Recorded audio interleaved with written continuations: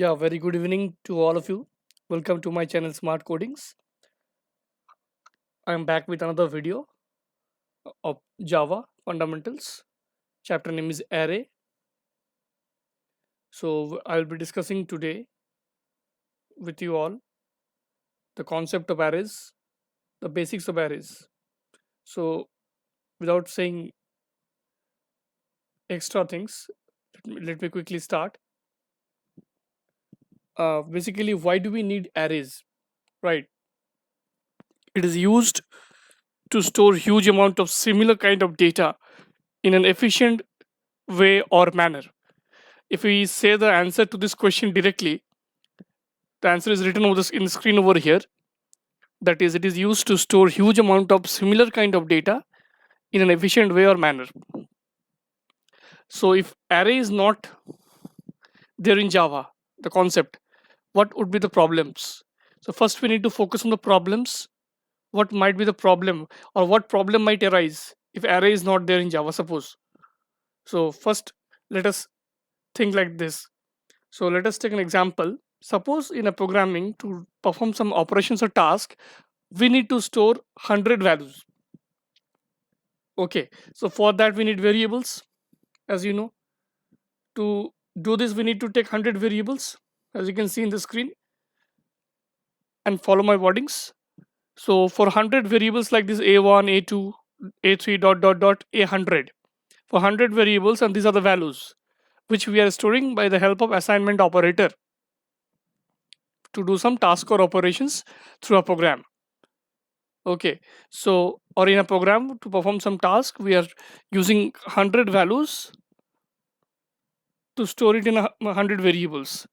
So which is an inconvenient approach because it increases the program size. Obviously, for 100 values, we need 100 variables, which will increase the program size. Hence, takes more memory. It will occupy more memory and execute slower. I mean, the program execution will be slower. So these are the problems which we will face if array concept is not there in Java. So right. So this slide focuses on program size will increase. Okay, it will take more memory and hence executes slower. So this is the problem if array is not there. So to solve this kind of problems, what to do? We use arrays in Java. So let's proceed to the next slide. Suppose, for example, there are four variables, not a single variable. There are four variables like int a equal to 10, int b equal to 20, int c equal to 30, and int d equal to 40. It's very simple, basic examples I'm giving you, students, so that it will be very clear to you with the graphical representations or a pictorial representations. Now, for these four variables, as you can see here, they are of same type. So instead of declaring four variables of different variables to store different values, we can use arrays. A common variable, we can combine this using a common variable called array variable, right? So all these values we can store in a common variable or in a same variable having the data type as same, that is integer type. Okay, so in an array, basically we can store huge amount of data of same kind or of homogeneous kind. Homogeneous means same kind. As you can see in the screen over here, that we can store these four variables in a common variable called array. In the next slide, I will show you the detail of this. For example, as you can see, these four variables can be stored all together in a variable called array here. The variable name is array. This is we indicate as a common variable. It is a what type? Integer type. Right. So these variables, in order to, instead of declaring these four variables in a different variables like a, b, c, and d, we can store it in a common variable or a single variable which we name as an array variable.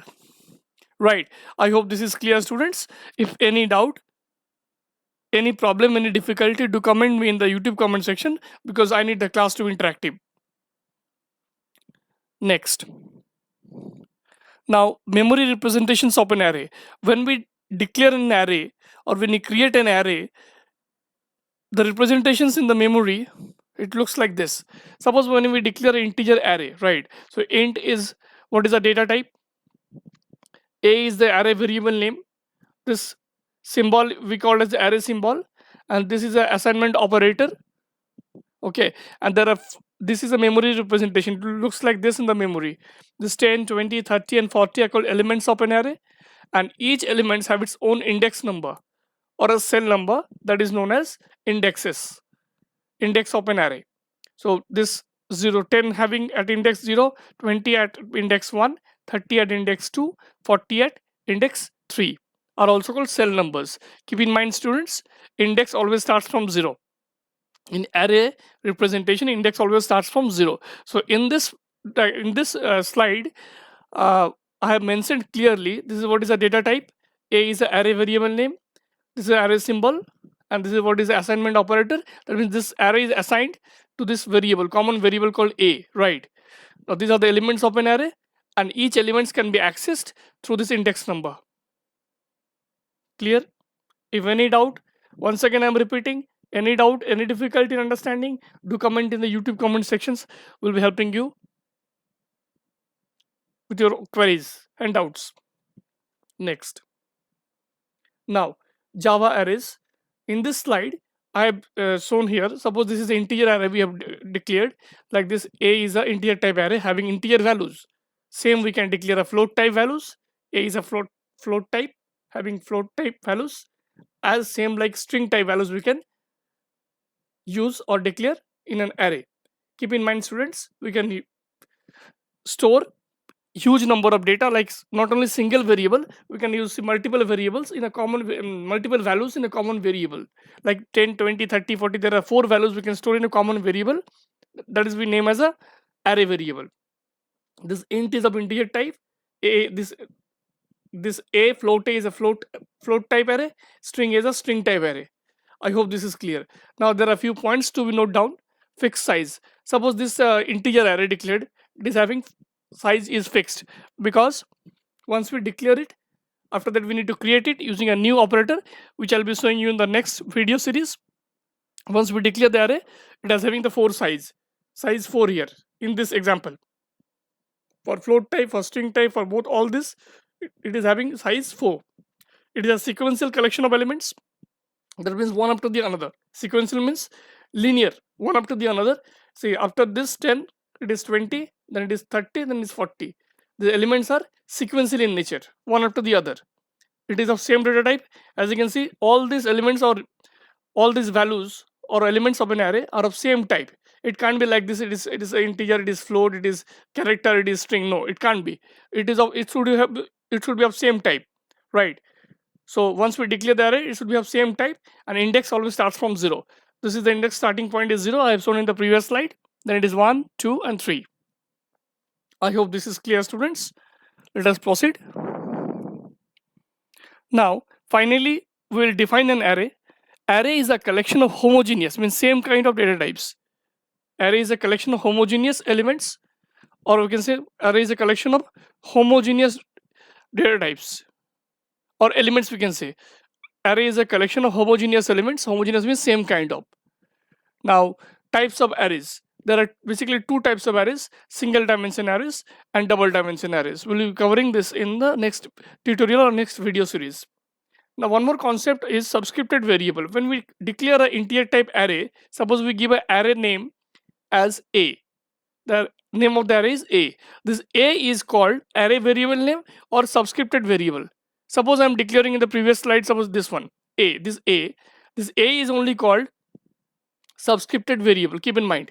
Now, 10 is at A0, 20 is at A1, 30 is at A2, and 40 is at A3, right? So A0, A1, A2, A3, all these are called subscript or index number or cell number.